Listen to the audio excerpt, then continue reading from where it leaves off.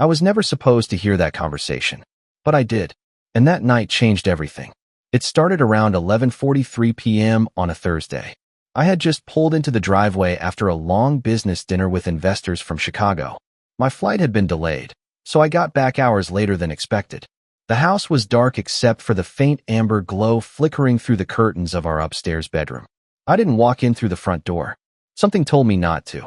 Maybe it was the extra car in the driveway, one I didn't recognize, a sleek, black Audi with tinted windows and a vanity plate that read Greitz. Maybe it was instinct. Or maybe I was just tired of ignoring the nagging feeling in my gut every time I kissed my wife goodbye, and she turned her face just a little too late. So I crept around back. Quietly, I stepped over the garden hose I hadn't gotten around to rolling up and eased the sliding glass door open just enough to slip inside. Our dog didn't bark. He was locked in the laundry room. That was clue number 2. I made my way through the kitchen, past the photos on the fridge, our wedding in Cabo, our daughter Mia's college graduation, and paused at the foot of the stairs. That's when I heard it. Voices. 2 of them. One was definitely hers. My wife, Sarah. And the other, God help me, was my daughter. She's not going to find out, Mia whispered. She might, Sarah said, giggling like a damn schoolgirl. He's not as dumb as he looks. But even if he does, I don't care anymore. I need this. I deserve this. I froze. I couldn't move. My brain was trying to catch up. My ears rang. My vision tunneled. I leaned against the wall just to stay on my feet. You've been miserable with him for years, Mia went on, her voice calm. Cool, like this was some casual chat about a new dress or a dinner recipe. You were what, 19 when you got married? He locked you into this boring life too young. You're finally living. God, I know, Sarah moaned. And Adam? He's just unreal. The way he touched me in that hotel room. I heard the sound of the bedsheets shifting. Then something hit the floor. Probably her robe. I don't know how long I stood there. Maybe a minute. Maybe 10. All I remember was the sound of my heartbeat smashing against my ribcage and the taste of iron in my mouth from biting my tongue so hard. My daughter. My flesh and blood. She was encouraging my wife to cheat on me. And Sarah, my wife, was giggling upstairs with a man in my house. In my bed. While I stood below, listening like some ghost trapped in a nightmare. I wanted to storm in. Flip the bed. Drag them both out by the hair. But I didn't. Not that night. That night, I turned around, walked back through the sliding glass door, and drove off into the darkness. Not because I was weak, but because I needed time. I needed clarity. And more than anything, I needed a plan. Because now, this wasn't just betrayal. It was war. I didn't sleep that night. I drove for hours with no destination, just the hum of the engine and my thoughts gnawing at my brain like termites in rotten wood. I kept seeing their faces. Sarah's smirk. Mia's cold encouragement. I had raised that girl. Held her when she scraped her knees. Cheered for her at soccer games. Paid her tuition. And now she was playing wingman to the woman who used to swear she'd love me until death. The sun rose before I even realized I had crossed the state line. I stopped at a gas station in Indiana, splashed water on my face in the dirty restroom, and stared at the stranger in the mirror. Bloodshot eyes. Stubble I hadn't planned to grow. Rage pulsing just beneath the surface like magma waiting to blow. By the time I made it back home that evening, the Audi was gone. So was Sarah. Mia, on the other hand, was in the kitchen, sipping orange juice like nothing had happened. She looked up and smiled when I walked in, like I hadn't just overheard her helping to destroy my marriage. You're back, she said casually. I looked at her for a long second. She didn't flinch. Where's your mom? I asked. Out, she shrugged. Said she's having dinner with Taylor. You know, girl time. I didn't answer. Just walked over to the fridge, pulled out a beer, and leaned against the counter, watching her. Mia looked up from her phone, that same smug smile twitching on her lips. You okay, Dad? That word stung. She still called me Dad. Like she hadn't just gutted me and danced in the blood. I wanted to scream. I wanted to throw the bottle at the wall and demand an explanation. But I didn't. Not yet. Instead, I said, yeah. Just tired. Long drive. That night, I pretended to fall asleep on the couch. Waited until the house went quiet. And then I went upstairs. I wasn't sure what I was looking for. Maybe a text, a receipt, something stupid and sloppy. But what I found was worse. Sarah's iPad was still connected to her cloud, and she had forgotten to sign out of messages. What I saw there nearly made me vomit. Photos. Of her, and him in a hotel room. Naked, tangled together like goddamn animals. A video. Yes, a damn video of her whispering his name, moaning it into his ear like it was sacred scripture. My wife, my Sarah, telling a man named Adam how stiff he was making her, how she'd never felt so full. My fingers trembled on the screen. I read their chat history. She had been seeing him for months, telling him she wanted to leave me, that she felt trapped in a gray, dead marriage, that she'd lost years with me and wanted to be alive again. And Mia? Oh, she wasn't on at all. She even helped Sarah sneak away once when I thought she was visiting her friend Chloe. Don't worry, Mom, Mia had written. I'll cover for you. Dad's blind. He doesn't see anything. The knife twisted. I went outside, sat on the porch, and stared into the night, trying to feel something other than the scorching betrayal that had swallowed me whole. My entire life had become some kind of twisted joke, and the punchline was delivered by the two women I had loved more than anything. I couldn't confront them yet. Not when I was shaking like this. Not when my thoughts were dark and loud and violent. But soon. I wasn't just going to react. I was going to ruin them. Because I had already decided something in those midnight hours between discovery and despair. I wouldn't cry. I wouldn't beg. I wouldn't fall apart. No, I was going to be the storm. And they had no idea it was coming. The next morning felt like theater. I made coffee. Poured Sarah her usual mug, the one with the little gold heart on it that I bought for our 10th anniversary. I even kissed her cheek when she came downstairs in her robe. She smiled, said, "Good morning," like her mouth hadn't just been on another man's body a day before. She played the doting wife. Talked about groceries, about how the garbage disposal was acting up again. She made scrambled eggs. Mia joined us at the table, acting like the perfect little daughter. She was wearing one of Sarah's sweaters, sipping her smoothie like she hadn't sold me out. I sat there watching them like I was behind glass. I don't think either of them noticed I barely touched my food. My jaw was too tight to chew. All I could do was listen to the small talk and catalog every fake laugh, every lie sliding casually off their tongues. After breakfast, Sarah said she had to run errands. She left without a kiss this time. Just grabbed her purse and keys and walked out like she wasn't walking into the arms of the man who had been taking what was mine. I waited 30 minutes. Then I followed her. She drove to a hotel just off I-90, a rundown place with peeling blue paint and a flickering no vacancy sign. I parked across the street, behind a row of bushes, and waited with the engine off. 10 minutes later, a silver truck pulled in. He got out. Adam. Tall. Fit. Cocky walk. Aviator sunglasses and some designer jacket that screamed, "I think I'm untouchable." Sarah ran to him like a teenager. He grabbed her waist. She leaned in and whispered something that made him laugh. Then they disappeared into room 206. I stayed another 15 minutes. Long enough to feel the rage boil over again. Then I drove off before I did something reckless. But I had enough now. Enough to destroy her. That night, I copied every message. Every photo. Every video.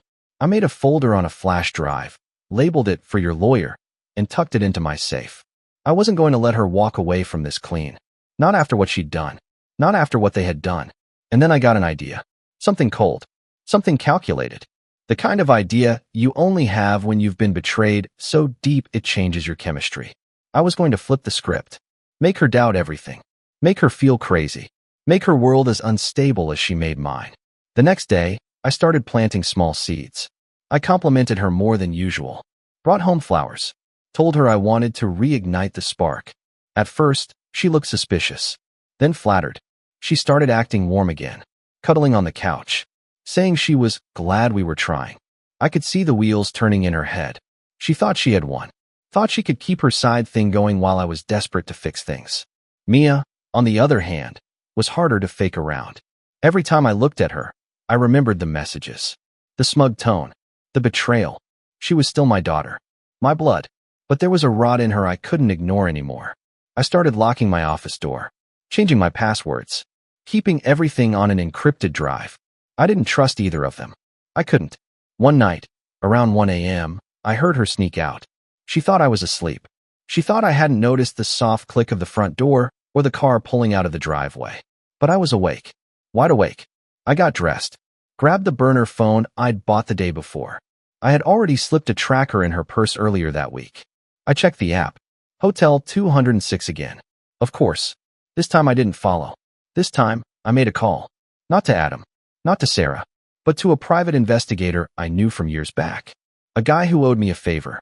I gave him the address. Told him to get everything. Photos. Plates. Timelines. I wanted a portfolio that would make a judge's jaw drop. Because when I was done with Sarah and Mia, they weren't just going to lose me. They were going to lose everything. 3 days later, the PI called. I got what you asked for, he said. More than enough. He emailed over a zip file. I waited until I was alone in my office, door locked, blinds drawn. My hands trembled as I opened the folder. There they were, clear, high-resolution shots of Sarah and Adam entering that same grimy motel room, hand in hand.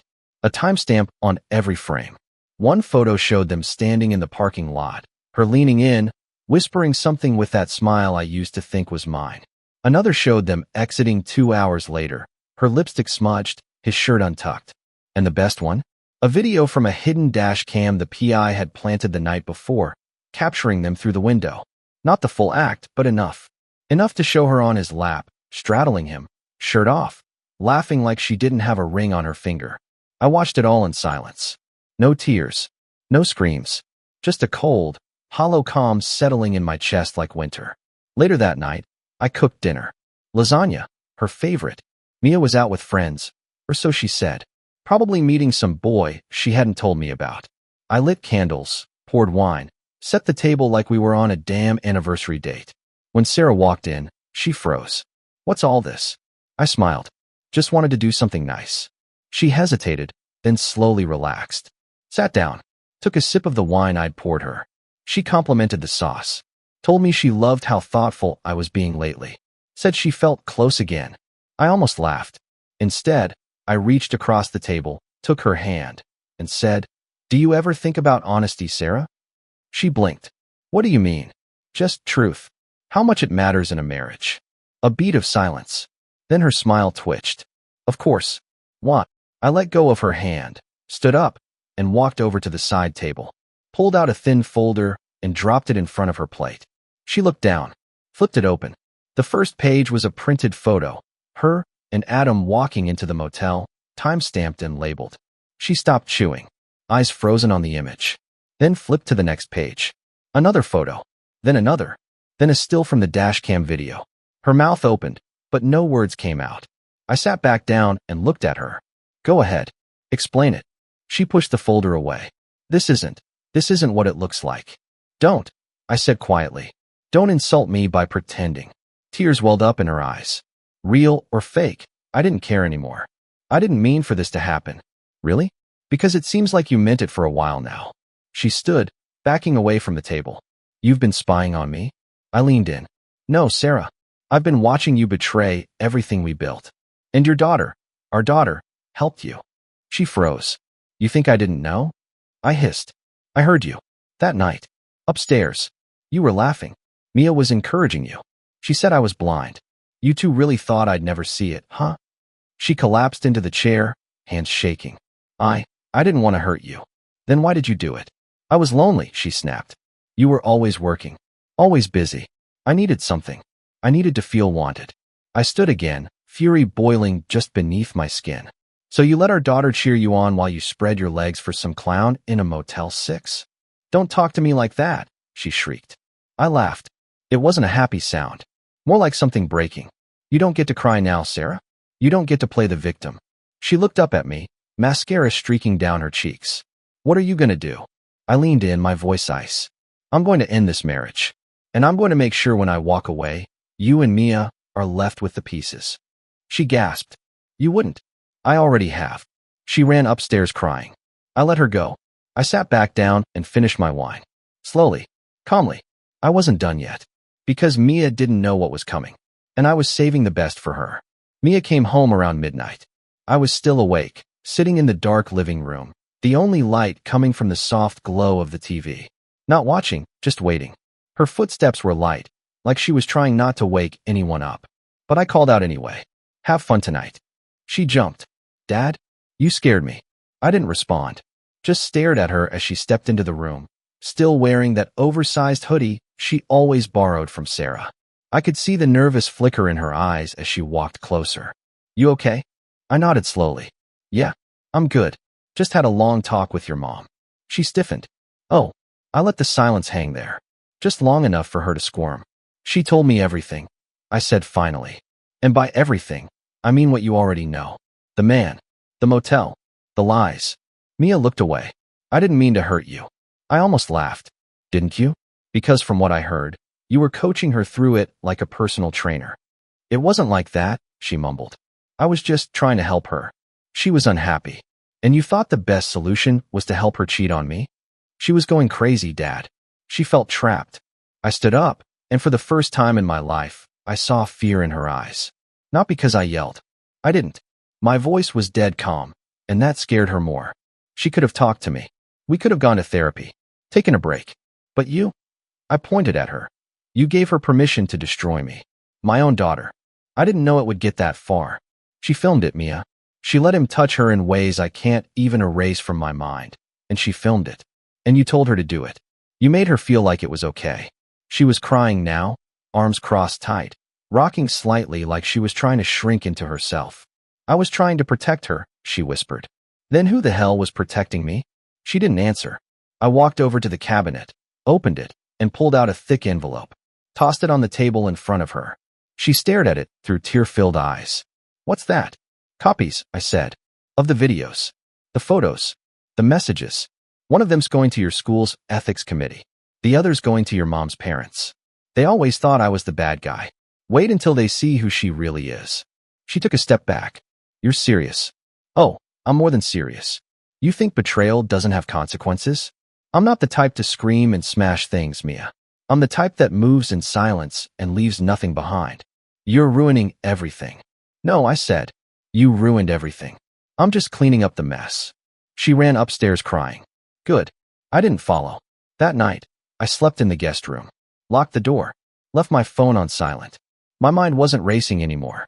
It was quiet, clear, focused. The next morning, Sarah was already downstairs. Her eyes were puffy. She had clearly been crying all night. She didn't say anything. Neither did I. I just handed her an envelope and told her to open it after I left. Inside was a copy of the divorce papers, a note, and a flash drive. The note was simple. You lied. You cheated. You broke everything. This is me choosing peace. I left, drove straight to my lawyer's office. We filed that afternoon. By evening, I was in a small rented apartment downtown. Nothing fancy, just enough for me and my silence. I poured myself a drink, sat on the floor, and breathed, because for the first time in months, maybe years, I wasn't guessing anymore. I knew, and that was power. The next few days passed like smoke, fast, strange, and impossible to hold on to. Sarah called me 17 times. I didn't answer a single one. Her texts were all over the place. First denial, then begging, then rage. We can fix this. It was a mistake. You're ruining our family. Then, you'll regret this. No, Sarah. I regret trusting you. Mia didn't reach out. Not even once. Maybe she was scared. Maybe she finally understood what she'd done. Or maybe, like her mother, she was waiting for the storm to pass so she could crawl out and pretend nothing happened. But the storm wasn't passing. It was only just beginning. On Thursday, I met with our accountant. I'd frozen all joint accounts 2 days prior. I wasn't about to fund Sarah's little hotel adventures while I bled. She hadn't noticed yet, figured she was still using the emergency card I forgot to deactivate. I didn't forget. I was just waiting for the right moment. Then I had my lawyer send the divorce papers directly to her office, not the house. I wanted it to sting. I wanted her to feel the humiliation of opening that thick envelope at her desk, surrounded by the fake coworkers she probably gossiped with about her boring husband. Friday, I went back to the house. Not to talk, to collect.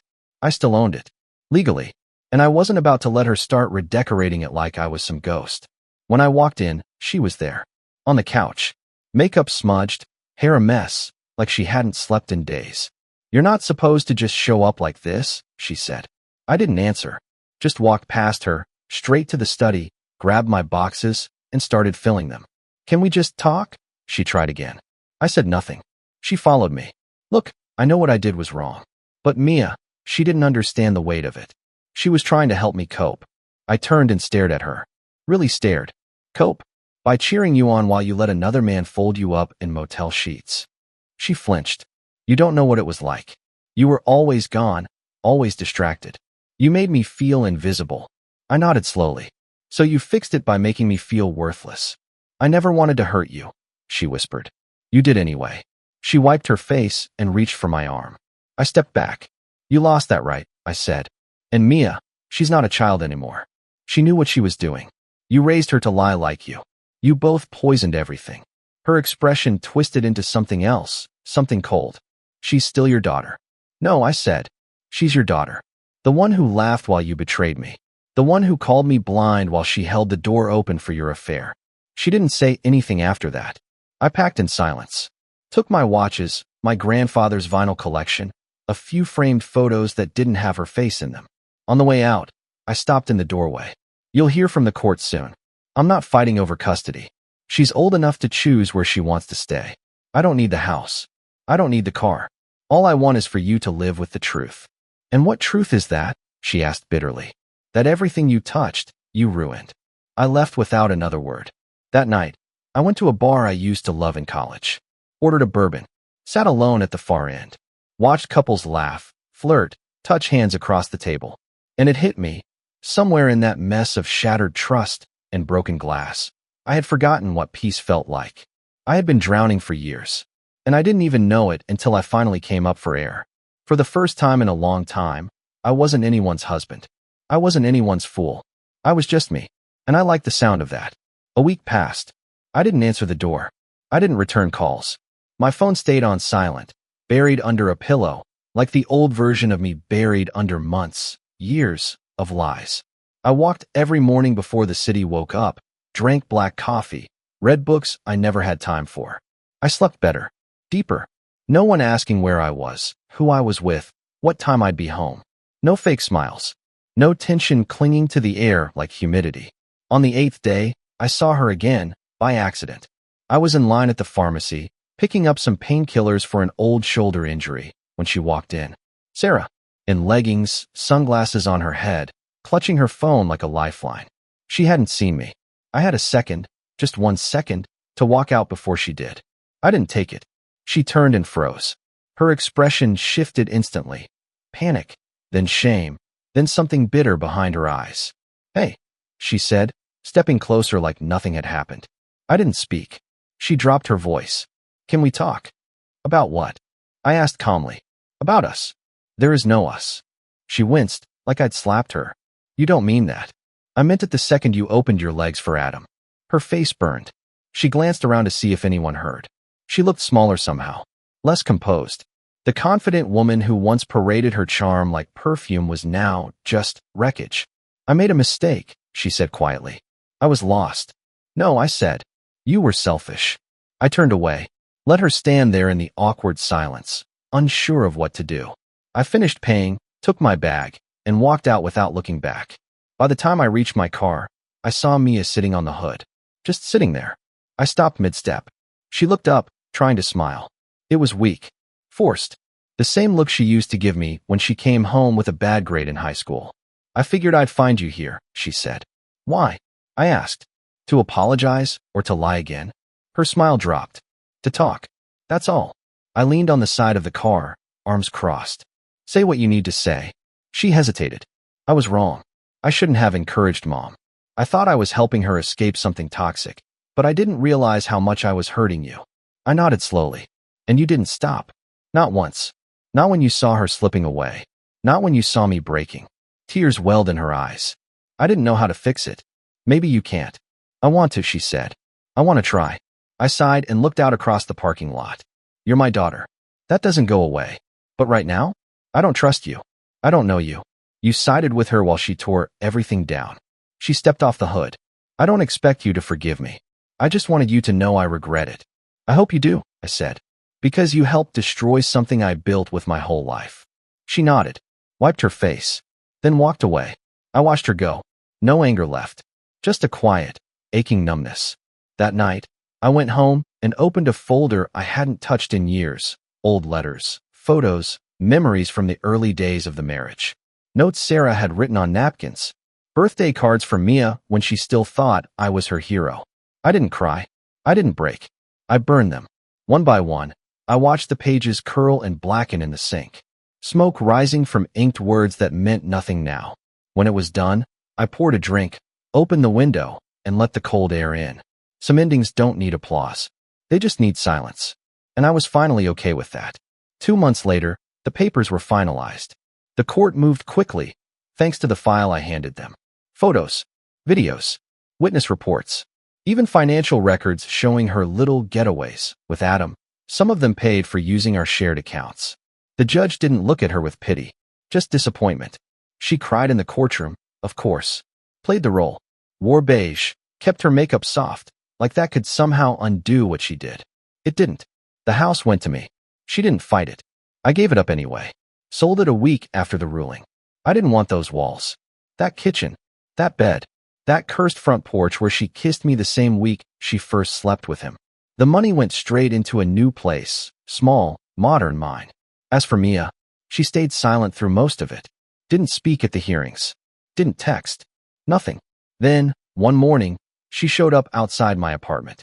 No warning. Just stood there, holding a box. I opened the door, but didn't invite her in. She looked different. Older somehow. Like the last 2 months had chewed her up and spit her out. I brought your things, she said quietly. From the house. I looked down at the box. A few books. A framed photo of me and her when she was little. A watch I thought I'd lost. I figured you might want them. Thanks, I said. Flat. Cautious. She hesitated. Can we talk? Just a minute. I leaned against the doorframe. I've been in therapy, she said. I've been trying to understand why I defended her so hard. Why I didn't see what she was doing to you. To us. I didn't say anything. I think I wanted to believe she was the victim because it made me feel like I wasn't choosing sides. But I was. And I chose wrong. I nodded once. Yeah, you did. She swallowed. I want to earn it back. Not forgiveness, just a chance to be in your life again. Even if it takes years. I looked at her, really looked. Not as the girl who stabbed me in the back, but as the woman standing in front of me, cracked, open, and raw. I don't hate you, Mia, I said. But you don't get a clean slate just because you regret it. Trust isn't a light switch. It's brick by brick. I'll build it, she said. If you let me. I stepped aside and nodded toward the kitchen. You want coffee? She blinked, eyes wide, like that small gesture meant everything. Yeah, she whispered. I'd like that. We didn't say much after that. Just sat at the table, 2 mugs between us, old air between us, too. But it wasn't heavy. Not like before. It was the beginning of something. Not forgiveness. Not yet. But something. That night, I stood on my balcony alone, looking out at the city lights, the buzz of life below.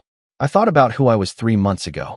The man who thought he had a family, a future, a wife who still loved him. He died. And in his place, I was building something else.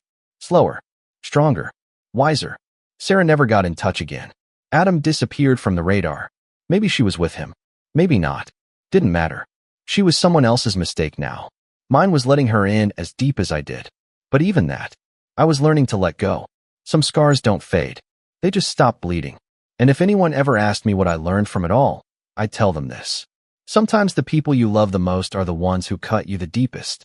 But sometimes, the only way to heal is to stop bleeding for people who never brought a bandage. The end came quietly. No explosions. No final screams. Just silence. Peaceful, steady, and unfamiliar. I spent the last day of that chapter in my life doing something I hadn't done in years. Nothing. No emails. No meetings. No pretending. I took a walk through the park. Watched a couple in their 60s feed ducks. Watched a kid fall, cry, and then laugh when his mom picked him up. Life kept moving. It didn't wait for heartbreak to finish its work. When I got home, I opened one last box I hadn't unpacked yet. Inside was an old leather journal. I forgot I even kept it. Flipping through, I found entries from years ago, happy entries. Sarah pregnant with Mia. Mia's first word. The day we bought the house. My handwriting was younger then. Hopeful. Naive, maybe. I didn't rip out those pages. I didn't burn them either. Because even though the end was brutal, the beginning was real. What came later didn't erase that. People think betrayal kills love, but that's not true. It kills trust.